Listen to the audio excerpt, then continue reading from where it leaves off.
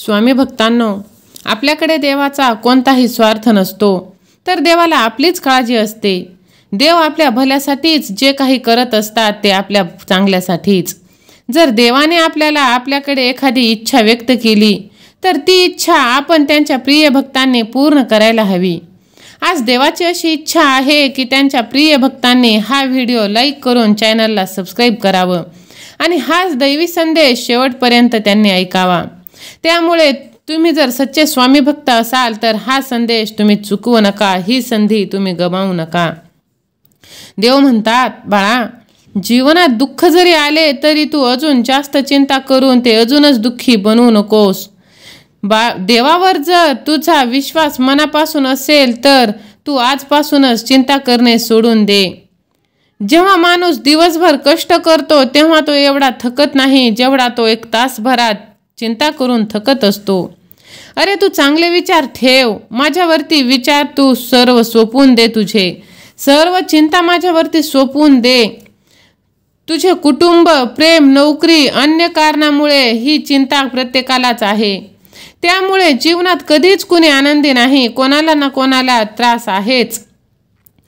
जीवन जगण्याची चावी मी तुम्हाला आता देत आहे।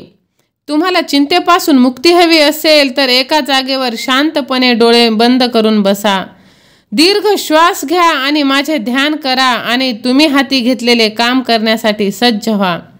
बघा, तुम्हाला एक वेगळेच अनुभव येईल, एक वेगळीच फिलिंग तुमच्यात निर्माण होईल। तुमच्या मनाला, शरीराला ती सुखावेल आणि तुम्हाला शांत वाटेल। होय बाळा, चिताही मेलेल्या माणसाला जाळते आणि चिंताही जिवंत। त्यामुळे माझ्या प्रिय भक्तांनो, तुम्ही अजिबात चिंता करू नका, सर्व चिंता आता मी हरणार आहे। तुझे कष्ट, दुःख, चिंता, त्रास मी कमी करणार आहे, कारण मी आता तुझ्या आयुष्यात आलो आहे तुझी चिंता पळवून लावण्यासाठी। तुम्ही सहमत असाल तर स्वामी माऊली माझ्या पाठीशी असे टाईप करा। एकदा 10 माणसं प्रवासाला निघाली आणि प्रवास करता करता वाटेत त्यांना एक नदी लागली। पूर्वीचा काळ असा होता की त्यावेळेला पूल वगैरे नव्हते। त्या गावात त्यांना होडी पण मिळाली नाही। मग आता करायचं काय? नदी ओलांडायची कशी? ती 10 माणसं पोहून पलीकडे गेली।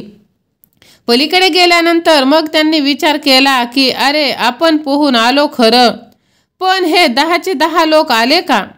कोण बुडाला तर नाही ना? आपण मोजून बघूया। मग मोजायला सुरुवात केली। 1 2 3 4 5 6 7 8 9। अरे राम, मेला रे, एक मेला, एक गेला म्हणाले। निघालो तेव्हा 10 होते, आता 9च राहिले आणि रडायला लागले। त्यातले काही शहाणे म्हणाले, तुझं चुकलं असेल, मी आता मोजतो। 1 2 3 4 5 6 7 8 9। तोही रडायला लागला। अरे गेला रे गेला। एवढ्यात तिकडून एक साधू आला। साधूने विचारले, तुम्ही रडत का आहात? तेव्हा ते म्हणाले, आम्ही प्रवासाला निघालो आणि एक माणूस नदीत बुडाला। आम्ही 10 जण होतो, आता आम्ही 9 जण आहोत। तेव्हा ते साधू म्हणतात की कशावरून तुम्ही 9 जण आहात? आमच्यापैकी प्रत्येकाने मोजून बघितलं आणि आम्हाला 9च सापडले। 1 2 3 4 5 6 7 8 आणि 9। साधूच्या लक्षात आलं, कारण साधू हुशार आणि तल्लख होता। असं तर ठीक आहे, थांबा जरा, तुम्ही रांगेत उभे राहा बघू। साधूने मोजायला सुरुवात केली। 1 2 3 4 5 6 7 8 9 10। आता आहेत ना सगळे? सगळ्यांना मोठ्या आनंदाने त्यांनी जल्लोष केला। मगाशी रडणारे आता आनंदाने उड्या मारत होते। आता सगळे हसायला लागले। का? कारण ज्ञान। पूर्वी अज्ञान होते। अज्ञान काय? आपल्यातला एक गेला। वास्तविक तो गेलेलाच नव्हता, बुडालेलाच नव्हता। त्यांची स्वतःला न धरता मोजण्यात चूक केलेली त्यांनी। आणि जेव्हा साधूने बरोबर मोजून दाखवलं तेव्हा त्यांना आनंद झाला। ते पूर्वी 10 होते, आताही ते 10च आहेत, पण पूर्वी त्यांना असा आनंद झाला नाही।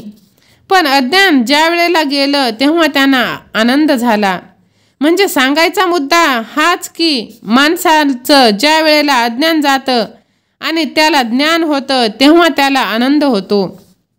आपल्या जीवनामध्ये अशीच अवस्था झालेली आहे। म्हणजे जो माणूस स्वतःला मोजत नव्हता आणि बाकीचे मोजत होता, तसे आपण स्वतःला मोजत नाही. आपण स्वतःकडे लक्ष देत नाही. प्रत्येक माणूस किंवा प्रत्येक व्यक्ती स्वतःकडे कशी बघते, ती सगळं बाकीचं बघत असते आणि इतर आपल्याकडे बघतात का हेही ती बघत असते. आपण बाहेर पडल्यानंतर व्यवस्थित दिसावं म्हणून ती स्वतः आरशात जे बघेल ते तेवढंच, पण ती आरशात बघताना स्वतः सुद्धा बघत नाही.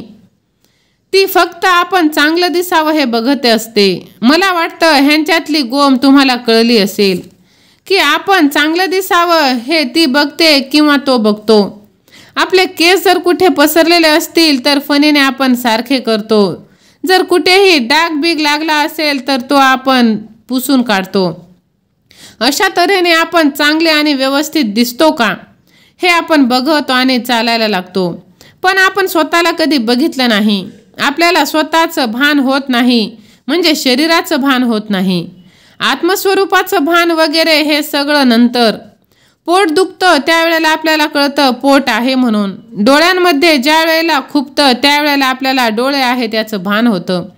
आपल्या शरीराचं आपल्याला कधीच भान नसतं. आपण शरीराबद्दलची जी काही काळजी वगैरे घेतो ती नेणीवपूर्वक घेतो. हे मी का सांगत आहे की ज्ञान हे सर्वात महत्त्वाचं आहे. आपल्याला ज्ञान वाटता वाटता आनंद लुटायचा आहे. हा विषय समजून घेण्यासाठीच मी हे सांगत आहे. पहिलं आपल्या लक्षामध्ये घेतलं पाहिजे की मला जे वाटायचं आहे आणि मला जे लुटायचं आहे ते माझ्याच जवळ आहे, तो म्हणजे आनंद. मला कसल्याही प्रकारची धडपड करण्याची गरज नाही. सगळ्या संतांनी पण सांगितलं आहे, उगार आहे निवांत, बैसोनी निवांत, शुद्ध करी चित्त. पहिला तू निवांत हो. हे जे निवांत राहणं हे महत्त्वाचं आहे. मनुष्य ज्या वेळेला निवांत राहतो तेव्हा तो विचार करू शकतो. धावणारा मनुष्य विचार करू शकत नाही. निवांत असतो तो चिंतन करू शकतो, विचार करू शकतो, आपल्या बुद्धीचा कसा वापर करायचा आहे ठरवू शकतो. निवांत असेल तेव्हा तो प्लॅनिंग करू शकतो. म्हणून पहिले तू निवांत हो आणि स्वामींकडून तू हे ज्ञान संपादन करून घे. स्वामी काय सांगतात, जे तू शोधतो आहेस ते तूच आहेस. मला ज्ञान झालं की मी जे शोधतो आहे ते मीच आहे हे मला कळलं. वळण पुढे आहे. त्यामुळे स्वामी भक्तांनो, आनंद हा इथे तिथे शोधत बसू नका. ना पैशात, ना आप्तजनात, ना आपल्या प्रियजनांत. आनंद हा आपल्यातच आहे, फक्त आपण ते शोधायला पाहिजे. सहमत असाल तर लगेच व्हिडिओला लाईक करून ह्या भक्तिमय चॅनलला सबस्क्राईब करा. श्री स्वामी समर्थ, जय जय स्वामी समर्थ असे टाईप देखील करा. धन्यवाद.